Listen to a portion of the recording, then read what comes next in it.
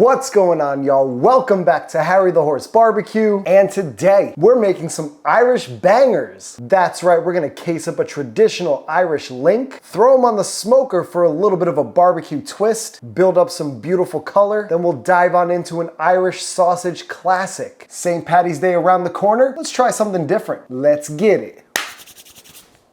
Harry the Horse Barbecue. Now, every year around St. Paddy's Day, you might be hearing the terms bangers and mash. Now, what the heck is that? This dish is commonly served up at Irish pubs, and nowadays is served up as a couple of sausage links with some mashed potatoes. The term bangers came about around World War II, where meat shortages were at an all-time high. This led to the production of sausages using cheap fillers, such as things like breadcrumbs, oats, and even something called rusk. The term banger came about when the sausages were being cooked and the sausages would explode, hence the name banger. Although this recipe is not as popular as a corned beef on St. Patrick's Day, I just couldn't bring myself to boil a brisket. It's pretty much against all that I believe in. I mean, just take a look at this beauty. Do you think I would boil this to make corned beef? Ain't no way. But I sure have had some pretty scary dreams surrounding boiling a brisket. Okay, do it, do it. No, don't do it, don't do it. Okay, do it. Okay, do it. No, don't do it. Don't do it. Don't do it. Okay, do it. Do it. Do it. Don't do it. No, don't do it. Don't do it. Ah, that was weird and scary. Anyway, so in an attempt to be different, yet a bit classic and traditional, we're gonna make some bangers for St. Patrick's Day. So in order to make these Irish style bangers, we're gonna go shopping for some pork. Let's go. Pork. Now I picked up some pork shoulder from my guys over at Marbled Meat Shop. They are my go-to guys when it comes to sourcing high quality meats and even talking recipe development. Shout out to my guys over at Marbled Meat Shop because they hooked me up with the inspiration behind these Irish bangers. Now commonly today, bangers are made with 100% pork, so that's what we're going with today. So enough horsing around, let's get this pork out of the pack. Now I picked up this boneless pork shoulder over at Marbled Meat Shop and it is just freaking beautiful. I mean, a beautiful fat cap on there, so no need to add extra fat to this sausage. And essentially all we're gonna do is cube this up so it fits through our sausage grinder. I know going to a butcher shop regularly is a little impractical, but when I'm trying to develop the best recipes I can for y'all, I wanna use the best ingredients possible, and Marbled Meat Shop definitely delivers. Like I say in almost every video, you don't need to go to the butcher. You can go to your grocery store, pick up a pork butt and cube that up. Just cubing this up so it fits evenly through our meat grinder and freezes pretty quickly. This pork butt has a perfect meat to fat ratio, and that will allow us to have a super juicy sausage at the end of the day. All right, this pork is all cubed up. It's gonna hit the freezer for about 30 minutes to an hour. In the meantime, let's make our banger spice mix. Let's bang out this banger spice mix. Starting with milk powder in this container. To this milk powder, we're gonna add some kosher salt, and pretty traditional for this recipe, some oats. Now in substitution of oats, you could use breadcrumbs, or even what's called rusk. It turns out that rusk comes from the crumbled remains of an English biscuit. To add a little bit of a Texas twist, we're going in with some black pepper, 16 mesh, some white pepper, some coriander, some ground sage going in, some ground thyme, some rosemary, granulated garlic, granulated onion, ground nutmeg, some ground mace, and the kicker here, and it might not be traditional, some sweet Calabrian chiles. Let's see how it works out. Oh, mommy. Course die. Grinder parts are cold, foot pedals attached.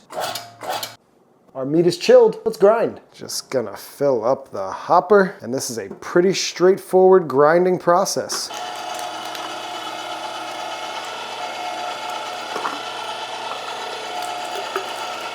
As y'all can see, we got a nice coarse grind on this pork, so let's hit it with our banger seasoning mix. You can smell all of that nutmeg, that mace, coriander coming in strong. All right, spices are loosely incorporated, so let's go in with a beer, a blue light to be specific. You know, I figured Irish gotta go in with a liquid component of beer. It just seems right. So 10% of the weight of the meat, our classic blue light. I think traditionally water or chicken stock would work just fine. If you got pork stock hanging around, that'll work as well. So now we're gonna knead this around until it's all tightly bound together, or this beer will allow these spices to hydrate and mix all the way through. It also allows those oats to hydrate a little bit, giving us some of that filler. All right, and after several minutes of kneading this around, our farce looks pretty good. If we make a patty and stick it to our hand, it's not going anywhere.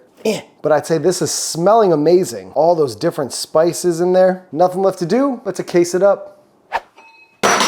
Nice. Windmill. How do you find the end of this? Boop, get a little lube for the horn, and nothing left to do but get it on the horn. Sometimes you just gotta keep on stroking it for a long time. I've already clipped off the end of the casing and tied a double knot. All we gotta do is case up these bangers. Just gonna go for some standard 6-inch links here. Something about like this. Oh no, blew out the casing. Okay, cool. And before you know it, these bangers are all linked up. I got 14 links out of this batch of Irish bangers. The casing had some naturally occurring holes in it, which caused some easy blowouts, but these links are looking outstanding for a fresh sausage. This is a super solid sausage recipe. That was an alliteration. So I popped these links onto a wire rack. They're gonna go in my refrigerator to help dry out the casings, let the meat get used to its new sausage form, and it'll help these tighten up and plump up just a little bit. After an overnight rest, we're gonna smoke these off to get a little extra flavor on them. Then we'll indulge in our St. Patty's Day feast. But at this point, these are off to the fridge. I'll see you all in the morning. It's the next morning, and these bangers are looking pretty sweet. These bangers have firmed up a bit. You can see all that fat and those oats in there. They've gotten a wee bit darker. The ties in between the links have dried out a little bit, so we can go ahead and snip these apart. And our bangers are all ready to go. These sausages are all cased up, dried out, and they're ready for the cooker. So let's go fire up the cooker.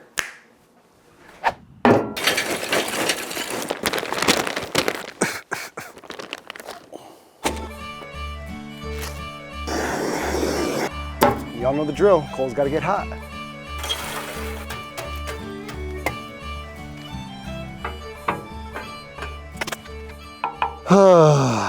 All right, y'all, the cooker's up to a little over 200 degrees, and I've spent the last hour and a half trying to build up these temps, trying to burn down wood into coals. It has been a frustrating experience because we had a ton of rain yesterday, and it's quite windy today. We're gonna start off these bangers around 200 to 225 degrees. Remember, it's a fresh sausage, so we can't traditionally cold smoke them sub 150. We're gonna maintain temps in the low 200s. So enough horsing around, let's go grab them links and get them on the cooker. Let's go. Some Irish bangers coming up. Let's get them on. Up and under. Okay. Ain't nothing to it. All right, these bangers are bang on, and we're going to smoke these off for the next 3 to 4 hours. We're gonna smoke them off until they get some beautiful color. That casing tightens up and they get pretty plump. I've got the damper to the smokestack wide open, and I've got a fire going to maintain temps around 225 degrees. I'll bring you back in a little bit to check on these bangers, but until then, let's close it down. Boom, shakalaka. All right, we're just about 3 hours into this cook. These bangers have taken on some amazing color, hopefully absorbed a whole ton of smoke. They're feeling plumpy, that's for sure. Not looking too bad. It's gonna be a St. Patty's Day feast. But you guys know the deal. At this point, we're going in an ice bath to shrink up most of these casings, stop the cooking, tighten them up a bit. All right, now we'll try to get the temps up to about 275. Finish these bangers off. All right, y'all, cooker is at about 250 degrees. Let's get these on. All right, these should take about another 30 minutes or so. Looking for an internal temp of about 150, 160. Anywhere in there is fine. Let's close it down. If anyone out there is from Ireland or the UK, you gotta let me know how I do. Do rhymes with blue. What's that? You see a blue? Where? There's our blue. The best pairing with an Irish sausage is a crisp cold Canadian Pilsner. I didn't have any Irish beer, but beer and bangers, killer combo. You know these are gonna be bang on. Let's check them out.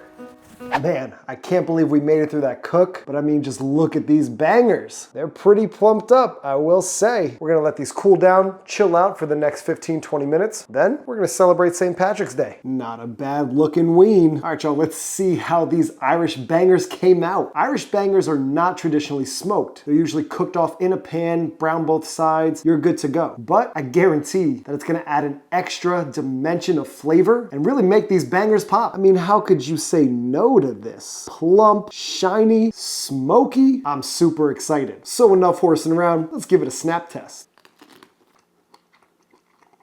Ooh, okay. Interesting flavors. Casing is snappy, super juicy. We're definitely getting that bullseye effect. Bit of a smoke ring on the outside. Really picking up some of that herbiness from the thyme and the rosemary and the sage. Picking up a good amount of that nutmeg and mace, but it's nice and savory too. Now, I've been to Ireland and I've had the Irish pudding over there. These flavors are taking me back to that experience. I'd say the flavors are pretty bang on. Let's take some slices.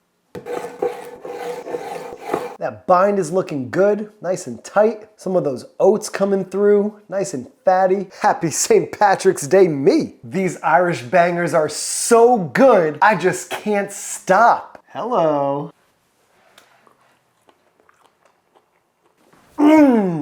Hooey. Y'all gotta try this at home.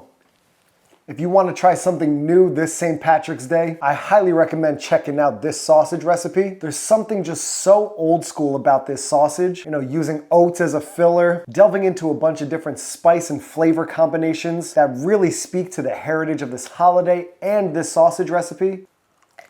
Ay, ay, ay. Now, if you live in Ireland or the UK, please comment down below and let me know how I did with these sausages. I am so curious to hear what y'all think, so let me know. These bangers banged me good, what? So I'm gonna go drift off into weenie dreamy land and think of some Irish lyrics, maybe? We'll see. Whoa, I'm feeling festive in this dream. Cool.